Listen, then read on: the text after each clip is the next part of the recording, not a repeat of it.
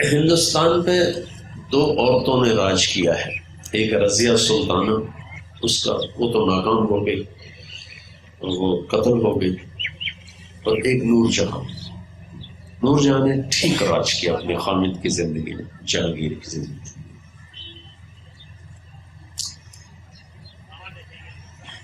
یہ ایک غریب ماں باپ، غریب جوڑا، بھوک فاقے کا مارا ہوا سفر میں تھا، نور جہاں پیدا ہو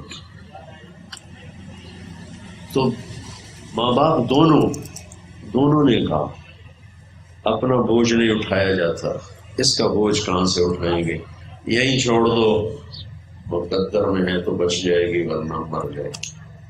ماں بھی اتنی اپنے فقر سے تنگ تھی کہ انہوں نے اس کو وہیں چھوڑ دیا، کپڑے میں لپیٹ کے ایک جھاڑی کے ساتھ۔ شام کو ایک قافلہ وہاں اترا، اس قافلے میں نے اپنے خیمے گاڑے، لوگ ادھر ادھر پھرے تو ایک جگہ سے بچے کے رونے کی آواز ہے، ایک شخص گیا، اس نے دیکھا بچی کپڑے میں لپٹی ہوئی، اس نے آ کر اپنے سردار کو، یہ مغل دربار کے سردار تھے، شاہ جہاں کے دربار، اس کے ہمایوں کے دربار، تو انہوں نے کہا جی حضور یہ بچی پڑی ہے۔ اس نے کہا یار میرے اولاد نہیں، میری گود میں ڈالتا۔ اس نے گود لے لی، اس کو ہندوستان لائے، تو جوان ہوئی تو علی قلی خان ایک سردار تھا، ان سے ان کی شادی کی، بہار بنگال کے گورنر تھے، ایک لڑائی میں وہ شہید ہو گئے، تو ان کے خاندان کو بلوا لیا گیا، اکبر نے اپنے دلی میں بلوا لیا، آگرہ میں اس کی پرورش کے لیے۔ وہاں جہانگیر کو نور جہاں پسند آ گئی، اس نے شادی کر لی اور وہ ملکہ نور جہاں بن گئی۔ ماں باپ نے چھوڑا تھا کہ ہم بھوکے اس کی روٹی نہیں برداشت کریں گے، اور اللہ نے اس کے لیے ہند کی ملکہ کا مقدر بنایا ہوا تھا۔ ان بچوں کے ماتھوں پہ لکھا ہوا ہے جنہوں نے بننا، اس سے آپ پریشان ہونا چھوڑ دیں، یہ کہاں سے کھائیں گے۔ یہ نیو خان تھی، نیو خان بہت چلی ہے، 40-50 سال چلی۔ میر عبداللہ خان روپڑی، میں اس سے ملا، کہنے کہ میرے باپ ڈی ایس پی تھی اور ہمارا 11 کنال رقبہ، 11 کنال، وہ بھی میاں والی میں بنجر، اور میرا باپ بہت دیانتدار تھا، 1 روپیہ رشوت نہیں لیتے، اور میں اسلامیہ گورنمنٹ کالج میں جہاں پڑھتا رہا اس کے ساتھ اسلامیہ کالج تھا قریب، تو اسلامیہ کالج میں 13ویں جماعت چھوڑ کے واپس میاں والی چلا گیا پڑھنے سے۔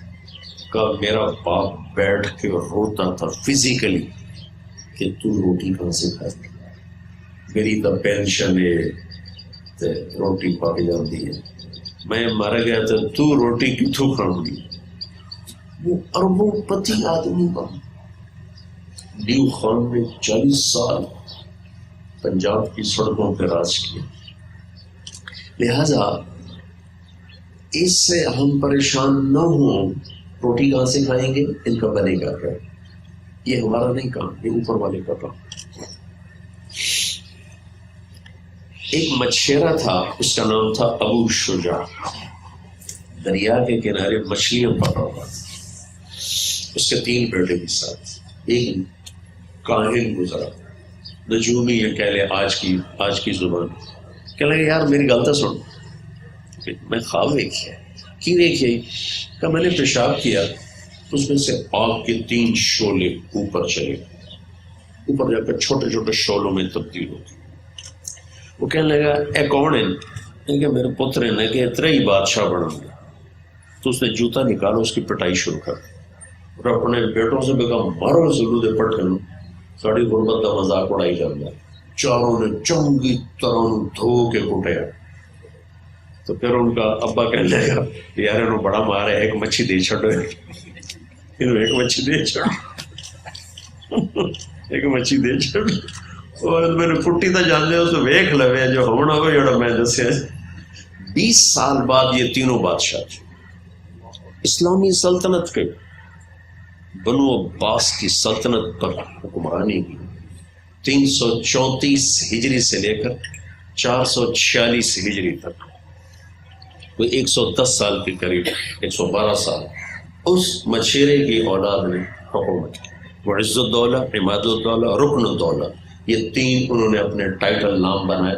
پہلے تو یہ نام نہیں تھے لیکن حکومت ملنے کے بعد انہوں نے اپنے یہ 3 نام بنائے. تو انہوں نے ایران، خراسان، بغداد، یہ سارے اسلامی سلطنت پہ قبضہ کیا، بڑی طاقتور حکومت قائم کی.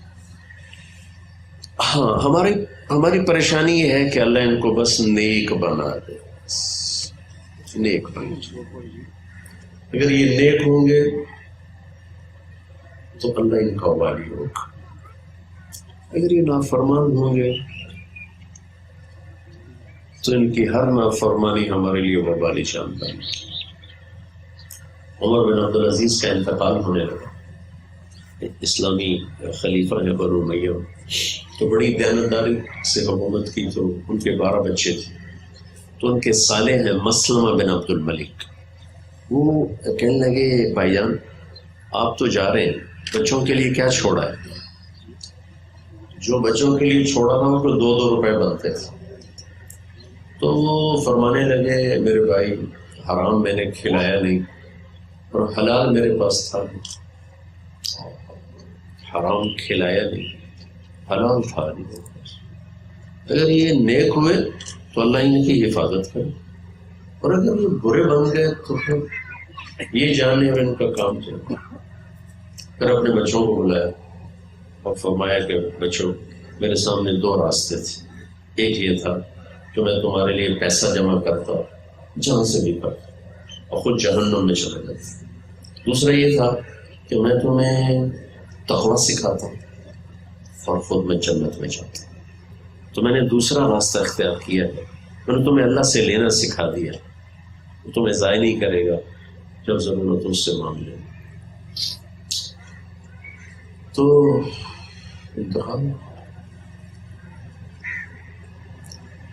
2 روپے مشکل سے فراست میں بچے تھے. ہشام بن عبد الملک کزن 10 لاکھ درہم چھوڑ کے مرا بچوں کے لیے. 10 لاکھ آج کوئی 10 کھرب روپیہ بنتا ہے. چند سال کے بعد ہشام کے بچے مسجد کی سیڑھیوں پر بیٹھ کے بھیک مانگتے تھے، اور عمر بن عبدالعزیز کے بچے ایک مجلس میں 100 گھوڑے اللہ کے نام پہ صدقہ کر دیتے تھے.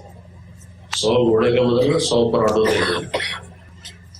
آپ کی ماؤں کی والدین کی ایک فکر ہو یا اللہ یہ نیک بنے، نیک بنے. بس اگر ہم یہاں فوکس، میں بیٹھا تھا میرے استاد صاحب تھے مولانا سعید خان صاحب رحمۃ اللہ، تو ایک شخص آیا اپنے بچے کو لے کر، حضرت دعا فرمائے اللہ میرے بچے کو عالم بنائے. تو میرے استاد صاحب نے فرمایا اللہ آپ کے بچے کو نیک بنائے. مجھے خیال آیا کہ اس نے دعا عالم کے لیے کہا دعا، اور یہ کہہ رہے ہیں نیک بنائے. تو پھر استاد صاحب نے خود ہی کہنا شروع فرمایا کہ دیکھو میرے دوست، اللہ نے ہمیں قرآن میں جو دعا سکھلائی وہ ہے رب ہب لی من الصالحین، یا نیک بچہ دے. نیک ہوگا تو عالم بھی بنے، ڈاکٹر بنے، تاجر بنے، جو بھی بنے. اگر نیک ہے تو بس معاملہ صاف، نیک نہیں ہے تو پھر عالم بن کے اور فساد پیدا کر. تو اللہ ان کو نیک بنائے، اس کی یہ کوشش. اللہ کے نبی کے تعارف کے بغیر اور ان سے جذباتی وابستگی کے بغیر کوئی نیکی میں نہ جم سکتا ہے نہ بڑھ سکتا. یہ وہ دولت ہے جس کے بغیر یہ سفر طے نہیں ہو سکتا. اس میں ہم سب نے مل کر اس سفر کو طے کرنا. تربیت کا جو لفظ ہے نا، یہ ہے رب ہوا. کسی چیز کا آہستہ آہستہ آہستہ بڑھتے بڑھتے بڑھتے بڑھتے بڑھتے بڑھتے اتنا اوپر چلے جانا کہ وہ دور سے نظر آنے لگے. اور تربیت کہتے ہیں ہر موقع پر اور ہر مرحلے پر اس موقع اور اس مرحلے کی ضرورت کو مہیا کرنا، یہ تربیت ہے.